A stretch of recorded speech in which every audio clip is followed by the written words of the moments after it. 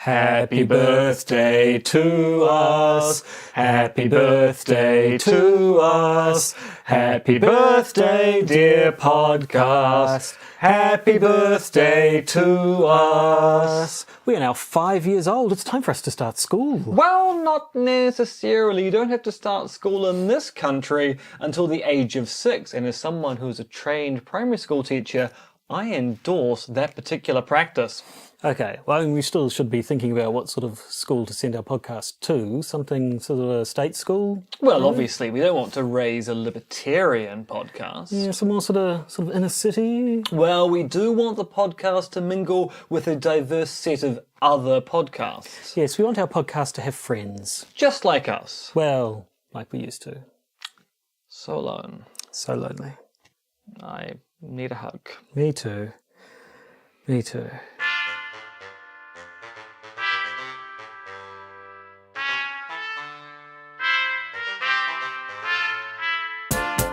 The Podcaster's Guide to the Conspiracy, brought to you today by Josh Addison and Dr. M. Dentith.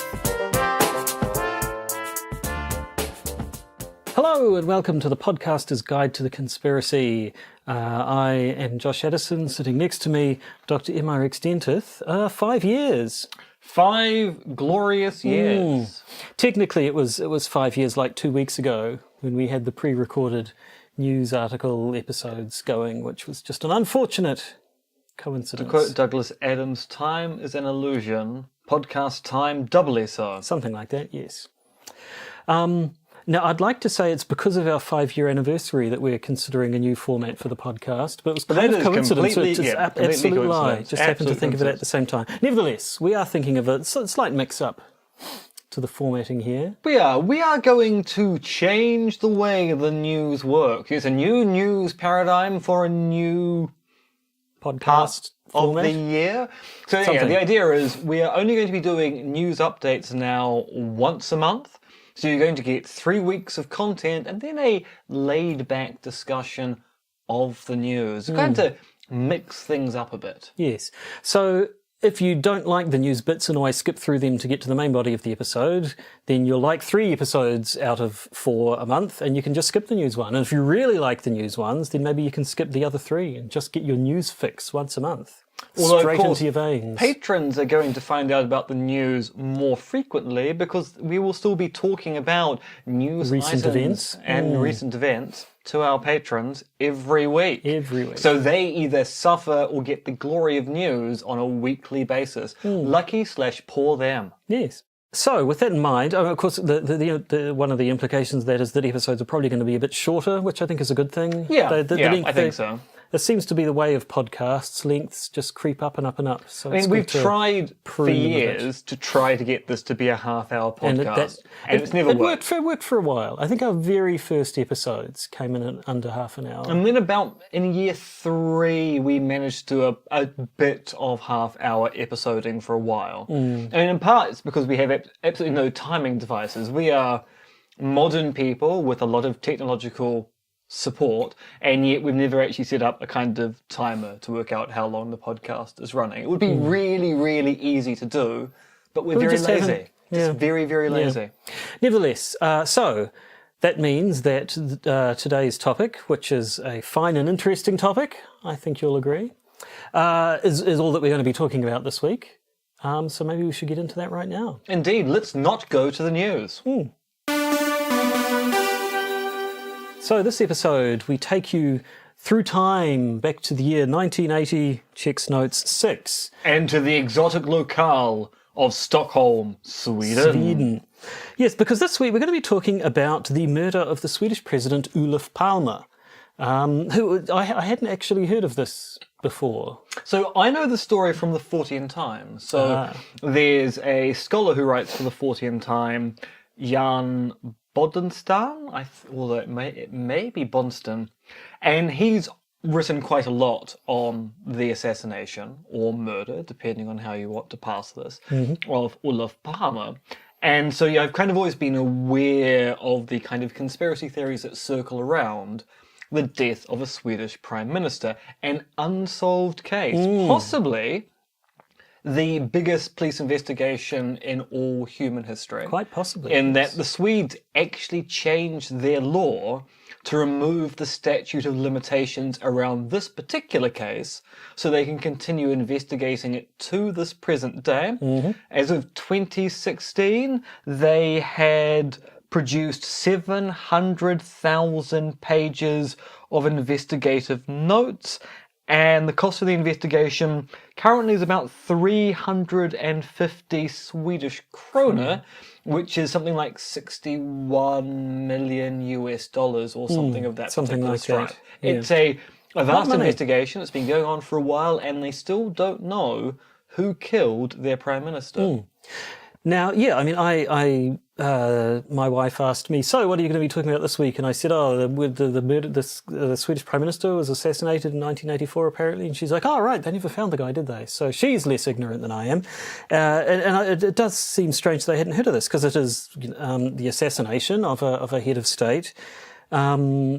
It's the European JFK, basically. Yeah, basically. Olof Palme was a very popular if you were on the left, and very unpopular if you're on the right prime minister. He was, very inspired strong feelings either way. So, I mean, the facts of it are that he was walking home from the movies late at night in February of 1986 on the streets of Stockholm, Sweden. Somebody walked up behind him, shot him at point-blank range, fired a shot at his wife, Lisbeth Palme, but missed her, I believe, and then ran, and was never seen again. And over the years, there have been numerous theories about who it was and why and how and what have you, which we'll be getting into. And numerous investigations as well. Numerous investigations, and yet, as of today, nobody actually knows who did it. They do not. No. Probably should have waited until you'd finished your mouthful of... No, or you should have shocked me, so I spat Actually, I should have said something a bit more surprising. And I know who killed him. Bum, bum, bum.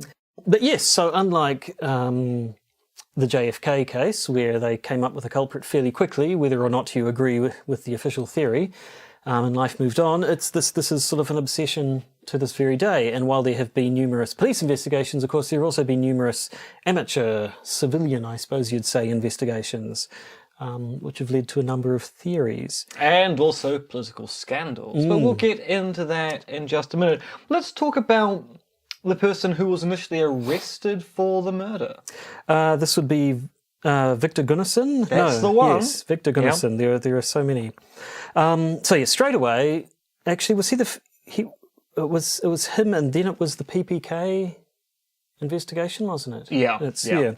So Victor Gunnarsson, he was arrested for the murder, basically because of who he had ties to. I'm not aware of there being any. Well, he was basically a usual suspect. He was an extreme right-winger with professed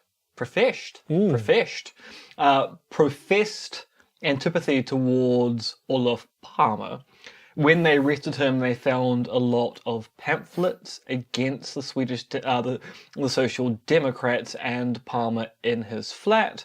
And so he was basically the most likely suspect because he was the most notable hater of the Prime Minister at the time.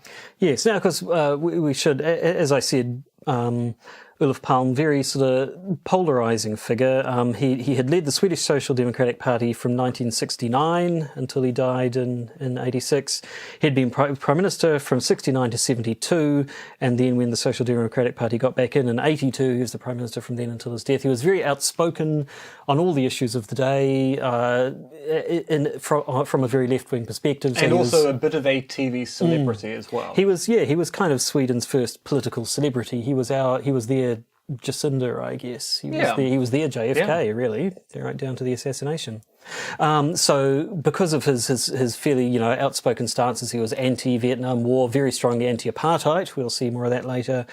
So all the polarising issues of the day, he was very firmly on the left side of them, which meant people on the right, lots of people on the right, really, really didn't like him. So they did not. So it's not surprising that you could find one person with very strong anti-Palme views. I'm sure you probably could have found quite a few. So after, they picked up Victor Gunnarsson for being one of the usual suspects, but nothing became of that because there was basically no evidence at all. Yes, I mean, it was all circumstantial. You don't like the Prime Minister, do you? No, I do not. The Prime Minister is dead. Good. Well, ipso facto, you must have killed him. And the prosecutors went, there isn't actually enough of a case here. Just because someone hates the Prime Minister doesn't necessarily mean they go around shooting them. No. I mean, sometimes. Sometimes happens, it does, yeah. But sometimes it also doesn't. So the first big investigation was done by a man called Hans Holmer, who was chief of the Swedish National Security Service. Or Sapo. Or Sapo, yes, with umlauts over the A. So he went straight for the Kurdistan Workers' Party, otherwise known as the PPK. And again, this was kind of a case of a usual suspect sort of thing. As far as I could tell, there was no evidence against them initially. And yet he was convinced they were the ones responsible and spent over a year looking for evidence that they were responsible, and never really found any. There were raids, there were arrests and so on, but nothing ever turned up any evidence linking PPK to the assassination. And it seemed that it really was a case that Holmer, who was a member of the party, so he was a social democrat, was convinced that the murder had to have been committed by a foreign power rather than it being a case of a domestic act of terror. So he refused to even look into the possibility that it was someone who was Swedish who had committed the murder. He immediately went for Kurdistanis as kind of the other in Stockholm at the time. So he was very politically motivated to avoid any investigation into a Swedish connection because he was convinced it had to come from outside the system. And so after a year, after more than a year and nothing happening, he basically he was kind of in disgrace at this point. The papers and everything were against him. Well, I mean, he caused issues. So he claimed that Palme had been shot with a Smith & Wesson .357 for no particularly good reason, but because he kept on insisting this was the murder weapon that was used, and even brandished a replica of the gun at a press conference, this focused police attention on this particular weapon, which then meant that other investigations actually weren't undertaken. So after he was booted off, then there were investigations of his investigation, multiple investigations of his investigation. He would then go on to be involved in other scandals. And one which relates to the investigation of because Olof Palme. He sort of privately on his own steam continued investigating the PPK angle, and ended up getting done. What was he doing? Was importing listening devices or placing them?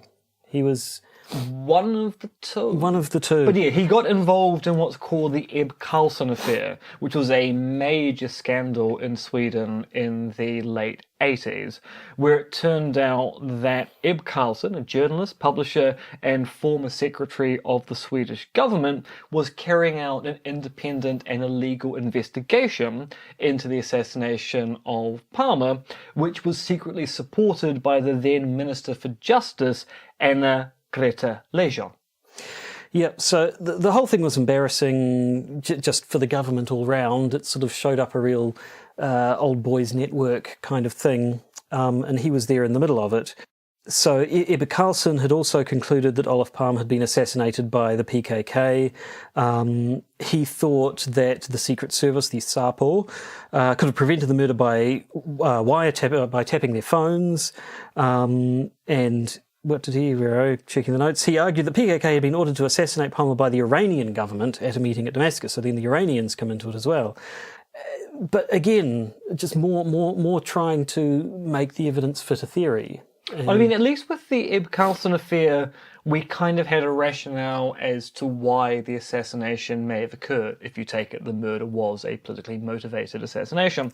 Because the claim was that in 1985, Palme had stopped the Iranians from acquiring a Swedish air defense missile system. And thus the Iranians were annoyed, so they then employed Kurdistanis to then enact revenge upon the Swedes by killing off their prime minister. And so, Holmer got in trouble for basically breaking the law by trying to set up his own wiretaps and so on. During an investigation that was completely unofficial and off the books. It was off the books, but being supported by the government in a way which was then embarrassing when it came out. For all concerned. So that was that. Next suspect was a man called Christer Pettersson. And he was convicted of the murder after being identified by Lisbeth Palme. Yep, so in 1989, so 3 years later now, this man was convicted of the murder of Olof Palme. But then his conviction was overturned on appeal. He had, the prosecution didn't really come up with a motive. They didn't have the murder weapon at all, this .357 or whatever it supposedly was, and the whole reliability of him being picked out of a lineup was brought into question. And I think these days lineups, while they're still used, I believe, are considered to be basically unreliable and a waste of everyone's time. And also we do lineups in a very different way from when we did them in the 80s, because in the 80s you took 5 people, say, who looked completely unlike each other, and then paraded the eyewitness in front of them and kind of gave them nudges to identify the right person. Well, now the science of lineups is make everyone look as identical as possible, make sure the eyewitness can't be seen by the suspects, and also randomize it. So in some situations you might do several lineups in a row, and only one of them will have the suspect in order to make sure that the person is really, really sure the person they're pointing at is the person they thought they saw. Pettersson went on to be, he was a bit of an interesting character. I mean, again, he was kind of a usual suspect as well. He was a known criminal, he was an alcoholic, he was just a general bad sort. And who sort of fitted nicely for the. So if it was going to be a local and not some foreign influence, at least it was a disreputable local. Yes, it was a criminal, not a decent Swede. Yes. But no, so his conviction was overturned. He was awarded $50,000 in compensation. I don't know whether that's 50,000 US or 50,000 Swedish krona. I'm assuming it must be 50,000 US.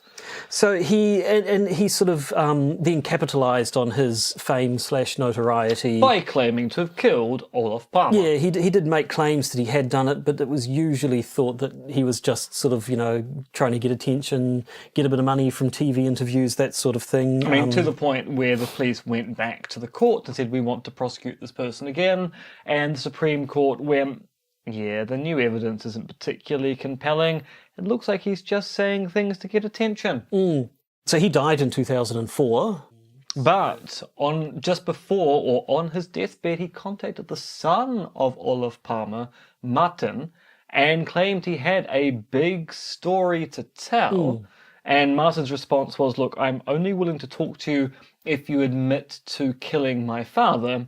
And the meeting did not occur before Pettersson's death. There was a documentary a couple of years later where some of his associates claimed that he had confessed to them that he had killed the Prime Minister, although it was a case of mistaken identity. He mistook him for a drug dealer who happened to be wearing similar clothing.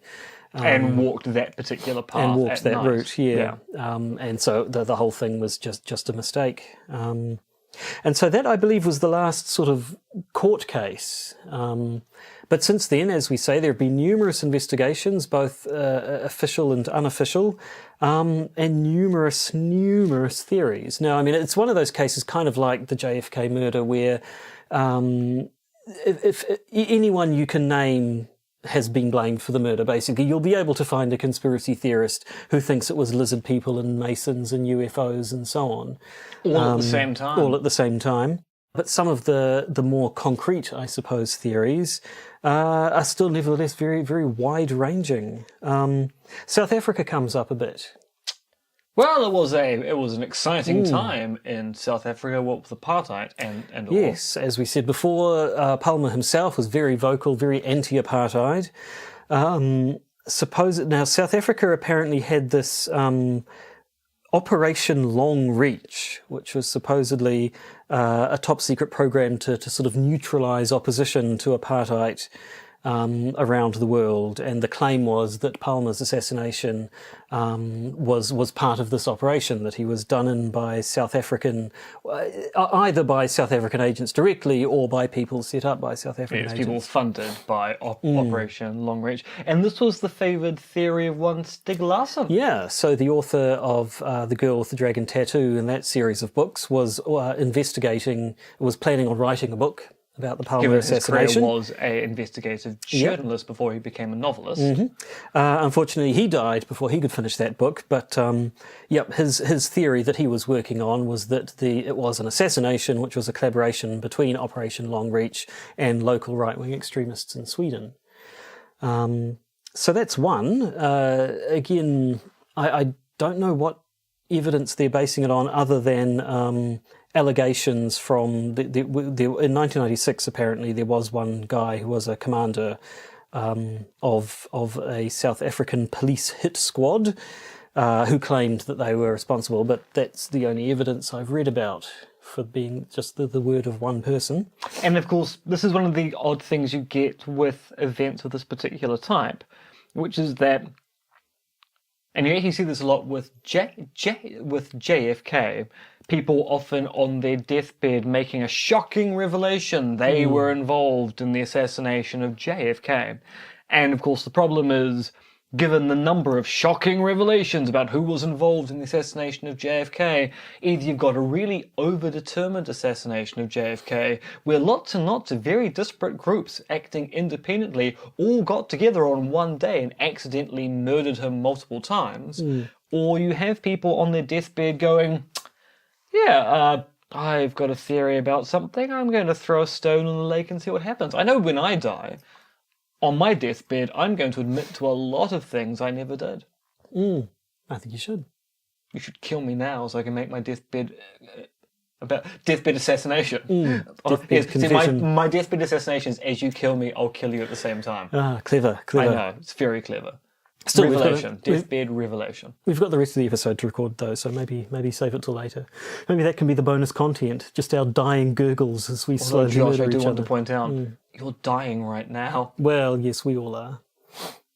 One of my favourite... No, I mean, you're literally dying right now. Yeah, we all are. We are literally dying 1 second at a time. Sorry for the bleak nihilist existentialism there, but that's the truth. Fine. I actually, in looking around, I saw one YouTube video about the South African theory by an author who claimed that having published this book, he was visited had a stranger knock on his door at one point and asked to use the bathroom, and then later that day this author suddenly fell violently ill and went to hospital and claimed to have been poisoned, which he reckoned was because he was telling the truth about the South African theory. But the South African theory is not the only theory. No, it's not. There's also the theory that he was murdered over a dodgy arms deal between the Swedish arms firm Bofors and the country of India. So the story there goes that he had initially backed the deal, but wasn't aware that Bofors had been involved in a bit of dodgy dealing behind the scenes. They'd been paying bribes to someone or other to make the deal happen. And supposedly just that morning he'd been talking with some ambassador or other who revealed to him the dodginess of the deal, and so therefore had motive to now kill this deal which he had previously backed. So again, this is like, that's a motive, I suppose, to have him assassinated, but I don't know if the theory goes any further than that. No, as far as I'm aware, the deal never went through, which meant that even if it was the reason for the murder/assassination, it wasn't particularly effective. No. Although that being said, conspiracies don't have to be effective to occur. That's true. So another theory, he was killed by a Chilean fascist by the name of Roberto Tiem. And this fellow didn't like the fact that Palme gave asylum to leftist Chileans following the coup in 1973. So again, a position that Palme had taken a strong stand on, which made him enemies. But again, motive, not much more than that as far as I can tell. Some people claim the Yugoslavian Secret Service killed him for reasons. Yep. And then the CIA and Propaganda Due, P2. Ah, yes, P2. We've talked about them before. When did we talk about them? Was it Papal Murders? Yeah. Was it? Yeah. So they're supposedly involved in papal deaths. Apparently they've been linked to the death of the Swedish Prime Minister. Yes, and the rationale behind this is, this gets a little complicated quite quickly. So apparently P2's leader, Lucio Galli, sent a telegram to one Philip Garano, who now, I would say, Philip Garano is a former Catholic priest, turned restaurateur in New York, turned Republican. So Lucio sent a telegram to Philip saying the Swedish tree will be felled, and then Palme died. Coincidence?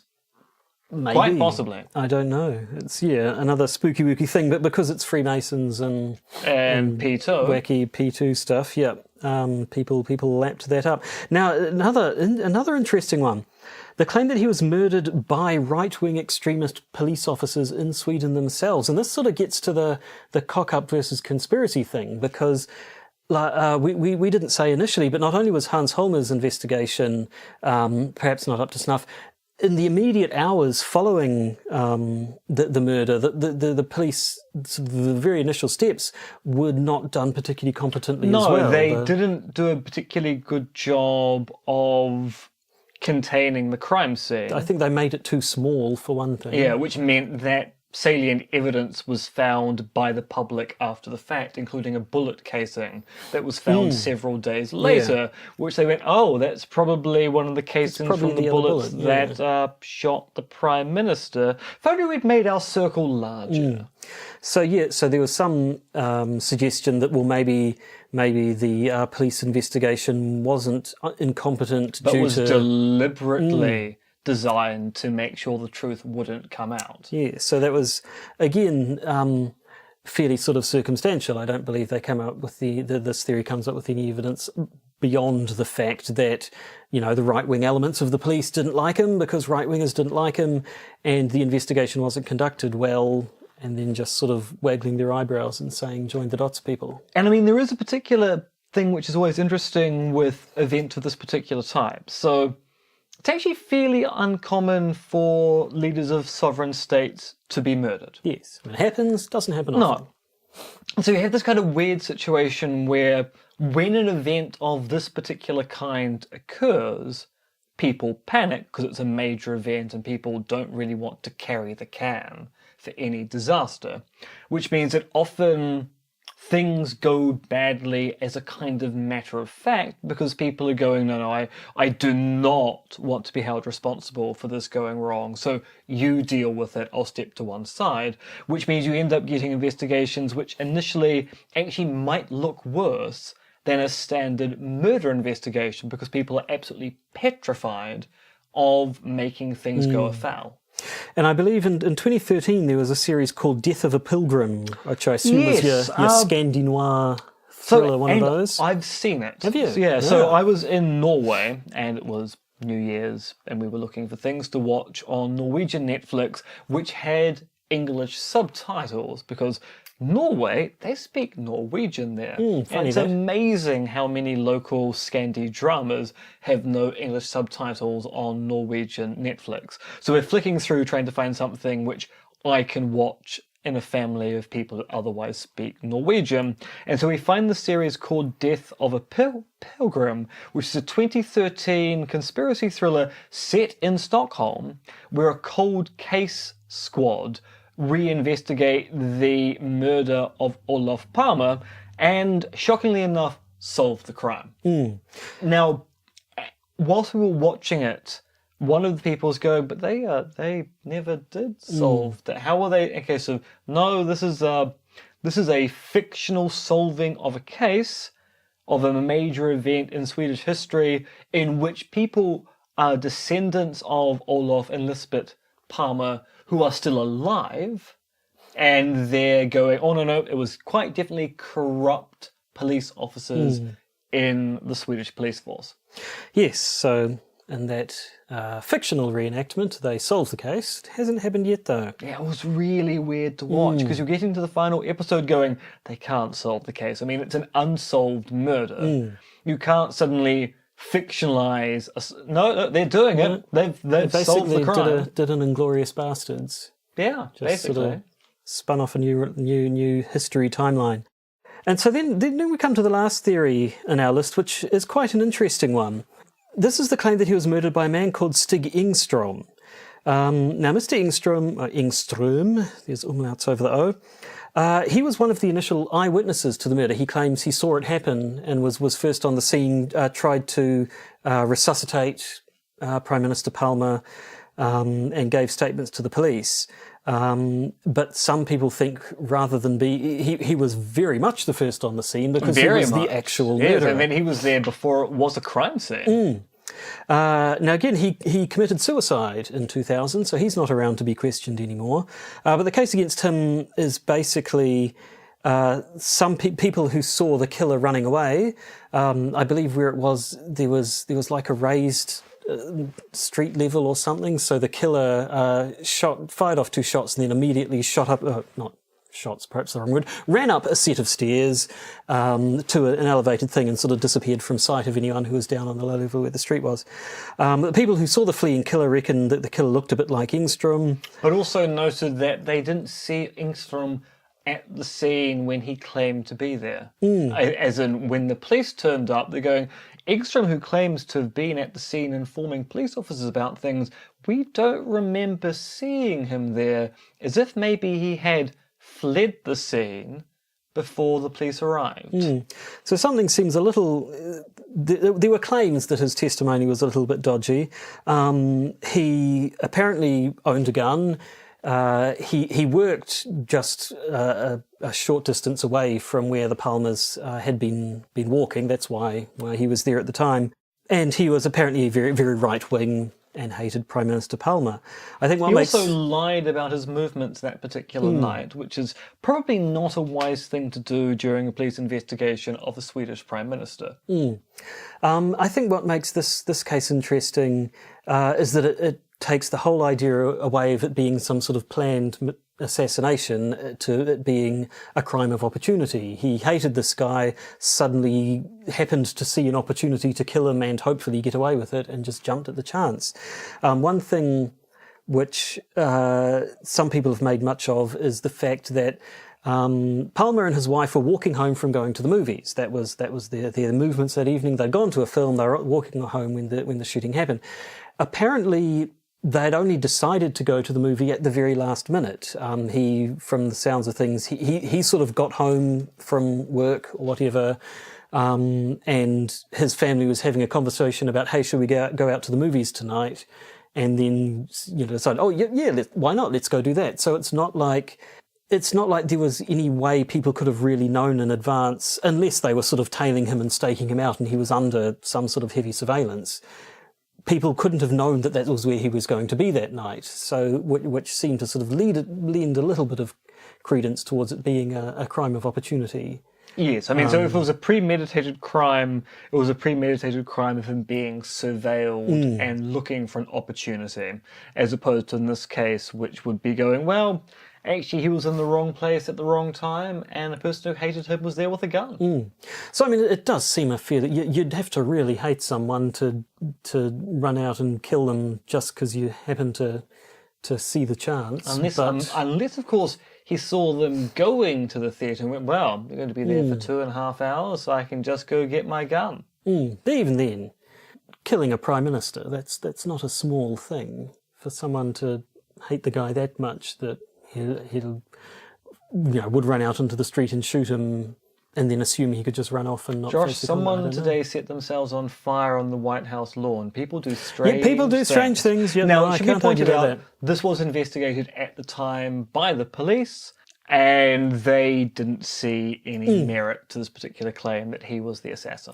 No, but it's an interesting theory nonetheless, and interesting to see that among all these theories, you have ideas that maybe. And in the Peterson case, maybe it was an accident. He was mistaken for someone else. Maybe it was a crime of opportunity. On the other hand, maybe it was, organised assassination carried out by members of a foreign state. There's a whole range of conspiracies there.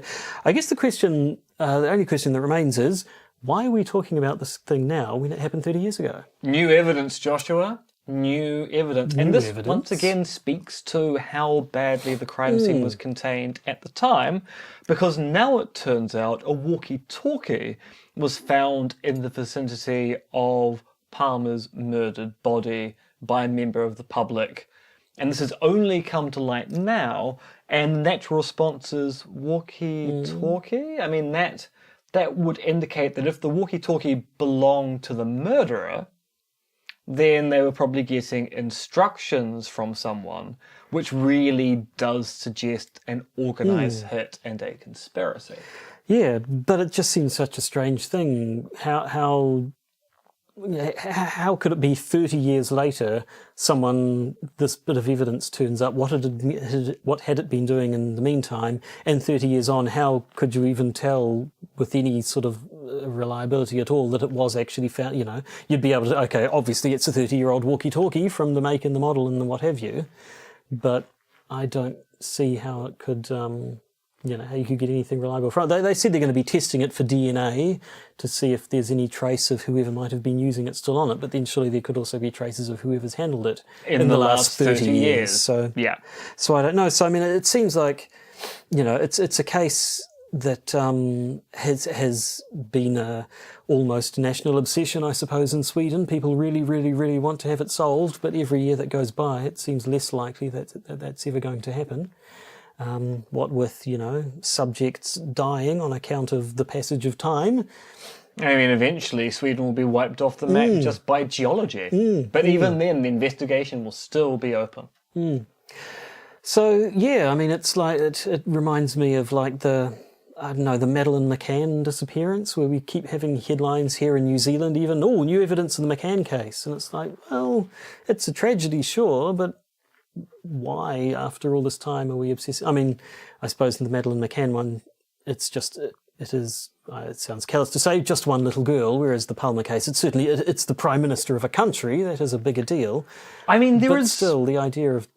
I mean, because we've got this weird thing going on in this country at the moment, which is the re-entry into the Pike River mine, yes. Which was a mining disaster, which is a decade ago now, actually, something like quite that. Some time ago. It was a major mine fire leading to loss of life and the mine being basically entombed. And the spouses and parents of the miners who died in that tragedy have been spending a lot of time and effort asking the government of the day to reopen the mine so they can go into the mine and either find out what happened or bring the bodies out. And it is one of those things where if you're not personally attached to the miners, you end up going, why are we spending so much time and effort on this particular issue? And yet, for some people, it's important. Yeah, and the fact that it's almost sort of an election issue. I mean, that was one of the things... the current government and New Zealand First, which is actually part of the government, so coalition. So Labour and New Zealand First campaigned on they would reopen the mine because the previous government, the national government, was going, no, it's a health and safety risk, we can't do it.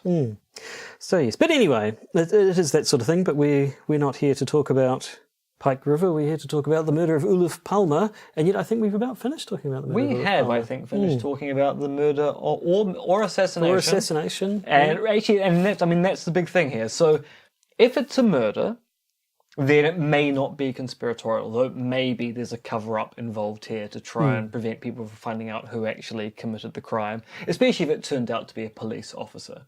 If it's an assassination, then it's a conspiracy for the sheer fact that it's an organised hit.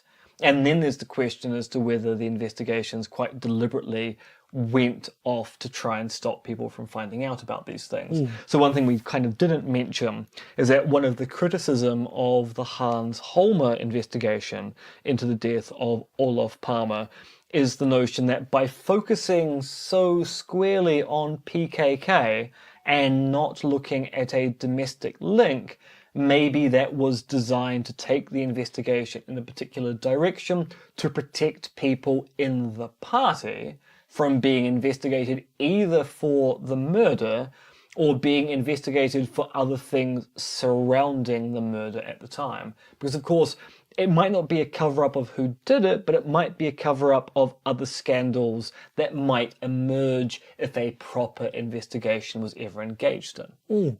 So there you have it, an interesting case. I'm glad I found out about it, actually. It was quite interesting to read up on. And I think that brings us to the end of our new format, slightly more truncated episode. But for patrons, there's more to come, because we have an update on the person who assaulted James Shaw, although it's a very, very short update. Actually, I could give the update now, but I can let you hold on. We're going to be talking about whether space aliens are interbreeding with humans. Fingers crossed. And why. We'll probably talk a little bit about the Treasury leak that occurred just a few days ago in our own fair country. And then a little return to a discussion of someone we've talked about in the past, Naomi Wolf. That's a deep cut. It is a very deep. I mean, it's going back to the first year. That was our first year. Yeah. And her issue with the notion of death recorded in British law.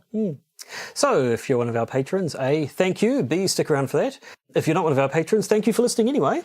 And we'll see you next week for another shorter episode with no news.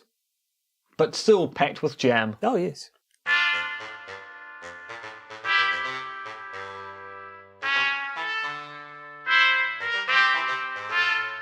You've been listening to the Podcaster's Guide to the Conspiracy, starring Josh Addison and Dr. MRX Denton, which is written, researched, recorded, and produced by Josh and M.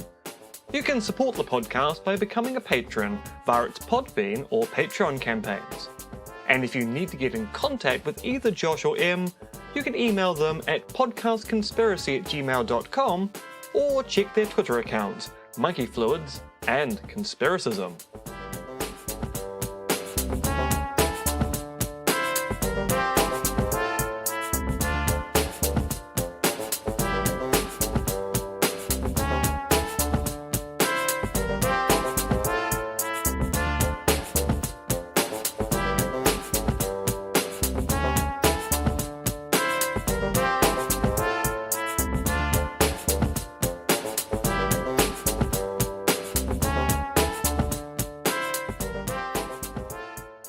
And remember, oh December, what a night.